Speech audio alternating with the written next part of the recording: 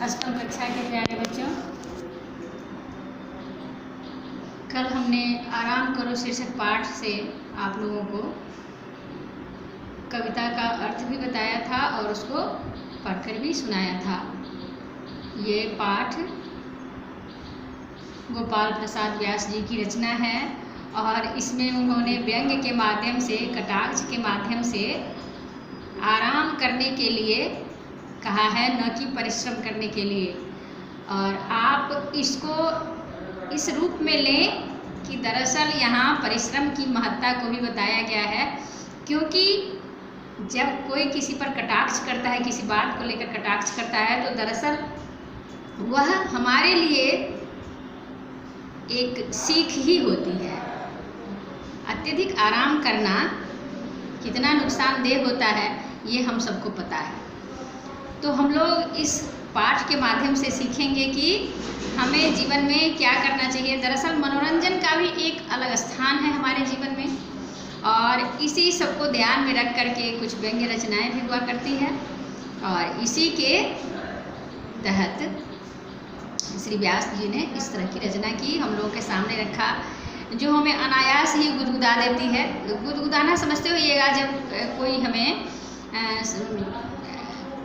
अच्छा लगता है या कुछ हमारे शरीर को इस तरह से कोई टच करता है तो एक गुदगुदी सी होती है ना।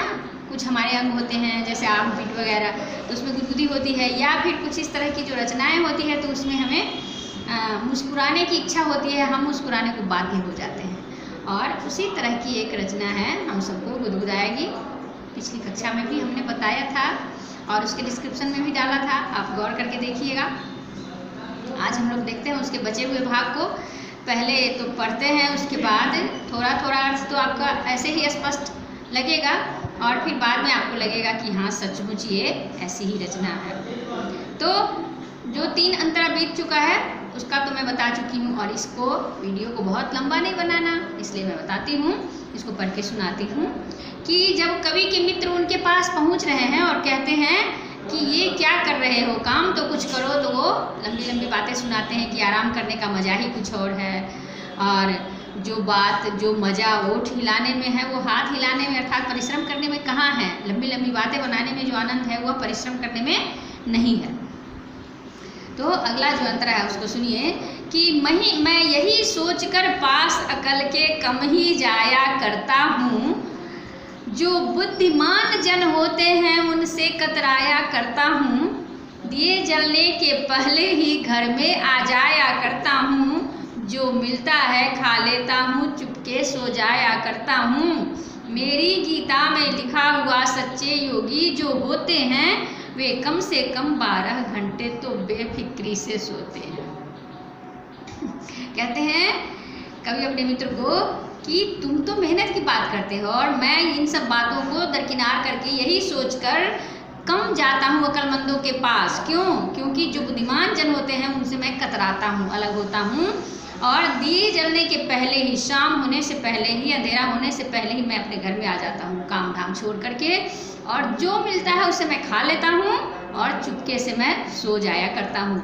और श्री कृष्ण ने गीता में क्या बताया? कर्मण्येवाधिकारस्ते मा फलेषु कदाचन, यानी कर्म करना हमारे वश का है और फल की इच्छा नहीं करनी है, प्रभु पर छोड़नी नहीं है।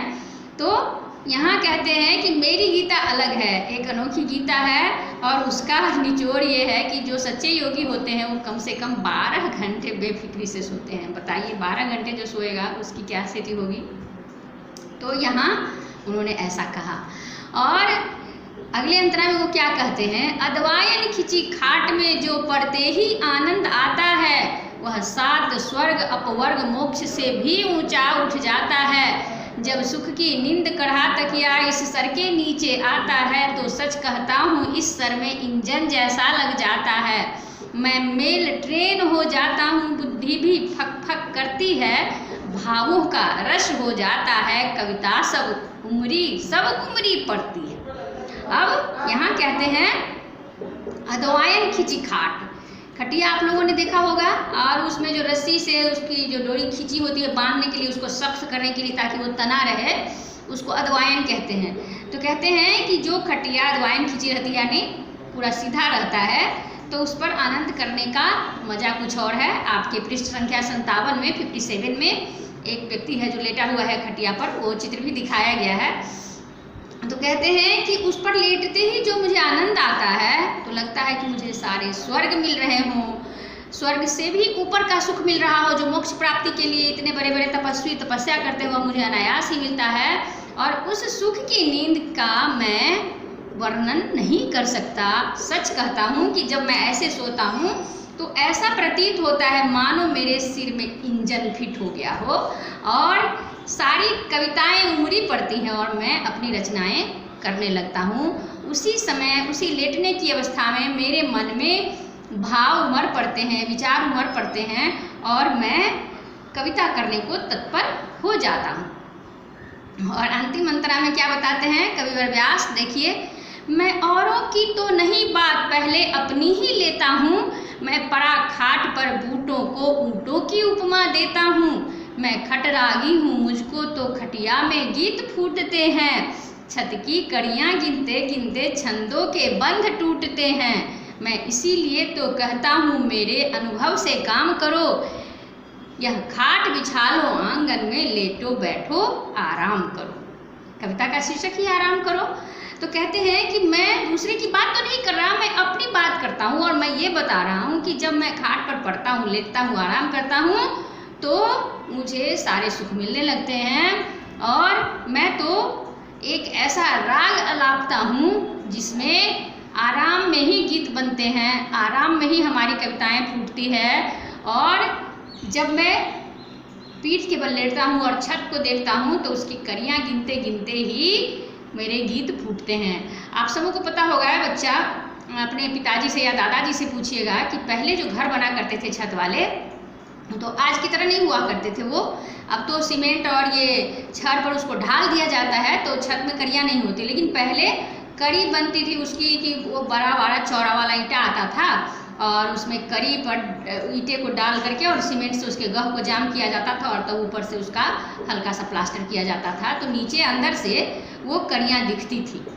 वो पुराने तरह के मकान में हुआ करता था। तो कभी भी पुराने विचार के हैं तो उन्होंने कहा कि जब मैं लेटता हूँ तो मैं छत की कड़ियाँ गिनता रहता हूँ और मैं इसलिए ये कह रहा हूँ कि उसी अनुभव से मुझे ऐसा प्रतीत होता है कि मेरी जो कवित्व शक्ति है, कविता करने की शक्ति जो है, वह उस आराम से ही फूटी पड़ती है।